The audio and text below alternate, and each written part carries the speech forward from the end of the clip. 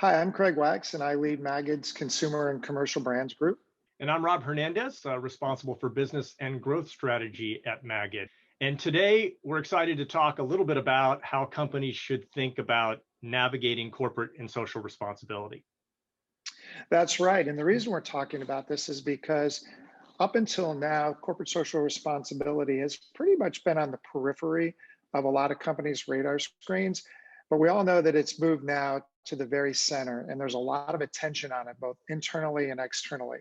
And this is new territory for a lot of companies to have that much attention focused on it. There's a lot of landmines out there, and we need to think about how to navigate this in a way that's going to get the best result without stepping on those landmines. That's right, Craig. It seems like companies are definitely grappling with how CSR fits within their broader business and how they can use it to enable better business performance. As you say, the path is not always clear, and there are many potential landmines. But we are hearing from some companies that they've made a conscious choice to balance purpose and profit. And I'm curious to hear what you think about that, Craig. Yeah, I don't know that balancing purpose and profit is the way to go, because when I think about balancing things, I'm thinking about trade-offs.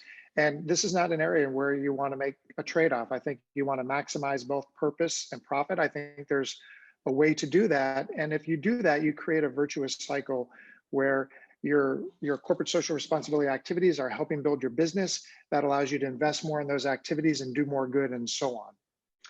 Yeah, I mean, it is a tricky process, and you can understand the challenges with all the complexity and chaos involved with this type of endeavor. And there really are two big challenges. Number one is there's so many different causes that people can get behind.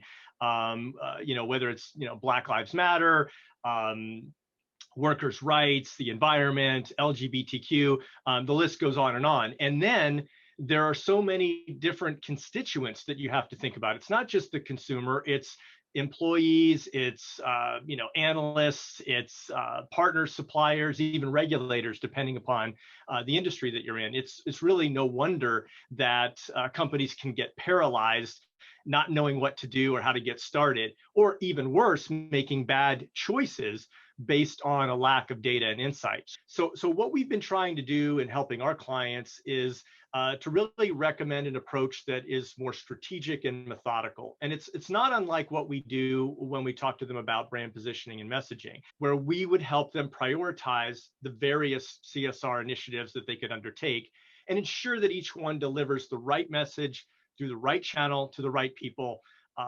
And at the end of the day, this is a more fact-based, data-driven approach that helps them get the most out of these CSR efforts. Yeah, that's right. I mean, looking at CSR that way will allow you to figure out what to do, what not to do, and importantly, what's going to have the biggest impact on your business so you can do more of it and grow. I mean, hopefully you guys out there can see that we have a lot of passion for this topic.